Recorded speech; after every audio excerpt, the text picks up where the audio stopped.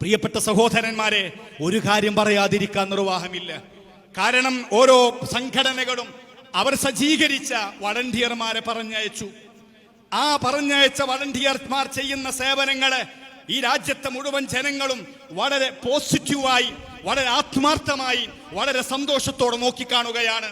കാരണം ദുരന്തമുഖത്ത് ജീവൻ പണയപ്പെടുത്തി തന്റെ കുടുംബത്തിൽ നിന്ന് മാറി നിന്ന് ഭക്ഷണമുണ്ടെങ്കിലും ഇല്ലെങ്കിലും, ഉറങ്ങിയിട്ടുണ്ടെങ്കിലും ഇല്ലെങ്കിലും, പ്രിയപ്പെട്ട സഹോദര, തോരാതെ പെയ്ത മഴ കാരണം തോരാത്ത കണ്ണുനീര് സമ്മാനിച്ച, കരയാനിനി കണ്ണുനീരില്ലാത്ത ഒരു സമൂഹത്തിന്റെ കണ്ണുനീരൊപ്പുന്നതിന് ജീവനോടെ ആരെങ്കിലും ബാക്കിയുണ്ടോ എന്ന് അന്വേഷിച്ച് പാറമടകളിലും അതുപോലെ തന്നെ മൺകൂനകൾക്കിടയിലും കോൺക്രീറ്റ് കൂനകൾക്കിടയിലും തപ്പാൻ ചെന്ന നമ്മുടെ വളണ്ടിയർമാർ എത്രമാത്രം അവർ അഭിനന്ദനം അർഹിക്കുന്നവരാണ്. അവരെങ്ങനെയാണ് വർണ്ണിക്കേണ്ടത്? നാം മനസ്സിലാക്കണം സഹോദരന്മാരെ, വല്ലാത്ത ഒരു സന്തോഷമുള്ളൊരു കാര്യമാണ്. ഒരാഴ്ച മുമ്പ് കേരളം മുഴുവനും കർണാടകയിലെ മണ്ണിനടിയിൽപ്പെട്ട അർജുനന് വേണ്ടി മതം ജാതി നോക്കാതെ കേടുകയായിരുന്നെങ്കിൽ അതിലേറെ വലിയ ദുരന്തമുഖത്തേക്കാണ് ശേഷം നമ്മൾ ചെന്നത്. ഒരു കാര്യം പറയുകയാണ്, ഈ തോരാത്ത മഴക്കെടുതിയിൽ കണ്ണുനീര് തോരാത്ത ദുരിതബാധിതർക്ക് വേണ്ടി അധ്വാനിക്കുന്ന ഈ നാട്ടിലെ ചെറുപ്പക്കാരെ അപമാനിക്കുന്ന, ഇതിലേറെ വലിയ ദുരന്തമായി മാറുന്ന ചില ആളുകളുണ്ട് എന്ന് പറയാതിരിക്കാൻ നിർവാഹമില്ല. സങ്കടകരമാണ്. വേദനയുണ്ട് ദുരന്തത്തിൽ. പാവപ്പെട്ട മനുഷ്യരുടെ വേദനകൾ നമുക്ക് താങ്ങാൻ കഴിയില്ല. പക്ഷെ അതിലേറെ വലിയ വേദന ഈ നാട്ടിലെ മുഴുവൻ ജനങ്ങൾക്കും സമ്മാനിക്കുന്ന ചില ദുരന്തങ്ങളായ പിറവികൾ ഈ രാജ്യത്തുണ്ടായി എന്നത് എത്ര സങ്കടകരമാണ്. സോഷ്യൽ മാധ്യമങ്ങളിൽ പ്രിയപ്പെട്ട സഹോദരന്മാരെ, ഞാൻ ഇത് പറയുന്നത്, ഒരാഴ്ചയിൽ മൂന്ന് വീഡിയോയെങ്കിലും പുറത്തിറക്കാറുള്ള ABC ടോക്ക് എന്ന് പറയുന്ന ധാരാളം പ്രേക്ഷകരുള്ള, വർഗീയ മനസ്സോടുകൂടെ പലപ്പോഴും സംസാരിക്കാറുള്ള, ഇസ്ലാമിക വിരുദ്ധരായ ആളുകൾക്കൊക്കെ വന്ന് കയറി സംസാരിക്കാൻ ഇടം കൊടുക്കുന്ന ഒരു ചാനലിലെ ഏറ്റവും പ്രധാനികളായ രണ്ടാളുകളുടെ ഇന്നലത്തെ കഴിഞ്ഞ ദിവസത്തെ ചർച്ച എന്താണെന്നറിയോ നിങ്ങൾ?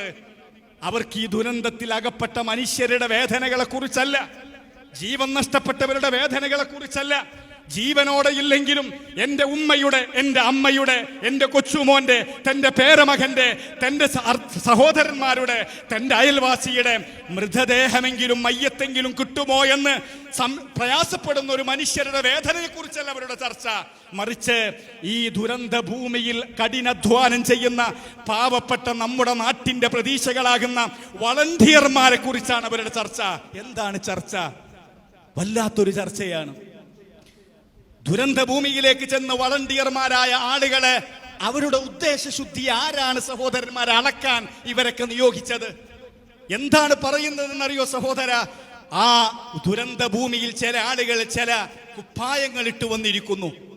കുപ്പായം ഇട്ടിട്ട് അവരിങ്ങനെ സേഫായ സ്ഥലത്ത് നിന്നിട്ട് അവരിങ്ങനെ കുപ്പായം ഇട്ടിട്ട് പലതും ചെയ്യാണ്. എന്താണ് അവർ പറഞ്ഞുകൊണ്ടിരിക്കുന്നത്? സംഘടനകളുടെ പേര് പറയാണ്. വൈറ്റ് ഗാർഡ് ഉണ്ട് അതില്, DYFI ഉണ്ട് അതില്, SYS ഉണ്ട് അതില്, അതുപോലെ തന്നെ SKSSF ഉണ്ട് അതില്. 4 ഞാൻ പറഞ്ഞിട്ടുള്ളൂ. പക്ഷെ അവർക്കിഷ്ടമുള്ള ചില സംഘടന ഒന്നും പറഞ്ഞില്ല. എന്നിട്ട് പറയുന്നത് എന്താണെന്നറിയോ നിങ്ങള്? അവരിട്ട കുപ്പായം കണ്ടാൽ അറിയാം ഇന്നലെ തയ്ച്ച് പുതിയത് വാങ്ങിയിട്ട് വന്നതാണ് എന്ന്. നോക്കൂ നിങ്ങൾ, അവർ നിൽക്കുന്നത് ദുരന്തമുഖത്തല്ല, ഹോസ്പിറ്റൽ പരിസരത്തും അതുപോലെ തന്നെ സേഫായ സ്ഥലത്തു നിന്ന് കുപ്പായിട്ട് ഇങ്ങനെ നടക്കുകയാണ് അവർ. ഇത്രമാത്രം നീചരായ, നികൃഷ്ടരായ, മൃഗങ്ങൾ പോലും നാണിച്ചു പോകുന്ന, മനുഷ്യത്വമില്ലാത്ത, വർഗീയം വിസർജിച്ചു കൊണ്ടിരിക്കുന്ന ആളുകൾ നമ്മുടെ നാട്ടിലുണ്ടല്ലോ എന്നത് വലിയാത്ത സങ്കടമാണ്.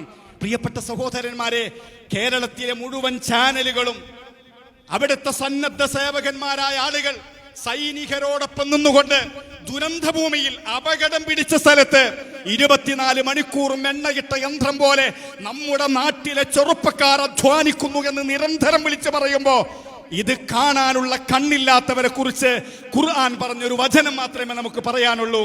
വലഹും ഖുലൂബുൻ ലാ യഫ്ഖഹൂന ബിഹ വലഹും ആദാനുൻ ലാ യസ്മഊന ബിഹ വലഹും അയ്യുനുൻ ലാ യുബ്സിറൂന ബിഹ. കണ്ണുണ്ട്, ഖൽബുണ്ട്, പക്ഷേ കാതുണ്ട്. പക്ഷേ കേൾക്കേണ്ടത് കേൾക്കാനും കാണേണ്ടത് കാണാനും അതുപോലെ തന്നെ ചിന്തിക്കേണ്ടത് ചിന്തിക്കാനും ഭാഗ്യം ലഭിച്ചാത്ത നിർഭാഗ്യവന്മാരുടെ കൂട്ടത്തിൽ അവരെ പെടുത്താൻ പറ്റുള്ളൂ.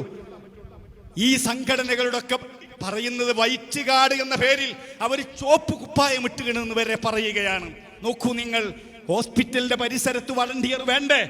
മയ്യത്തുകൾ കുളിപ്പിക്കാൻ വളണ്ടിയർ വേണ്ടേ? അതുപോലെ തന്നെ കിട്ടുന്ന ജഡങ്ങളെ അഥവാ മയ്യത്തുകളെ പലപ്പോഴും മനുഷ്യനിക്ക് പലപ്പോഴും ദുർഗന്ധവും ജീർണിച്ചുകൊണ്ടിരിക്കുന്ന മനുഷ്യ ശരീരത്തിന്റെ ഭാഗങ്ങൾ പൊറുക്കി കൂട്ടിയിട്ട് ഒരു സുരക്ഷിതമായ കേന്ദ്രങ്ങളിൽ കൊണ്ടുപോയി മാന്യമായി അതിനെ പൊതിഞ്ഞ് വൃത്തിയാക്കി അതിന്റെ അഹിലുകാരിലേക്ക് എത്തിക്കാൻ ശ്രമിക്കുന്ന മനുഷ്യർ ചെയ്യുന്ന സേവനത്തെ നിസ്സാരമായി കാണുന്ന കശ്മലന്മാരെ നമുക്ക് കാണാൻ സാധിക്കും ഇവിടെ. ഞാൻ പറയുന്നത് ഇത് വലിയ മറ്റൊരു ദുരന്തമാണ്. ഇതിലേറെ വലിയ ദുരന്തം വേറെയില്ല.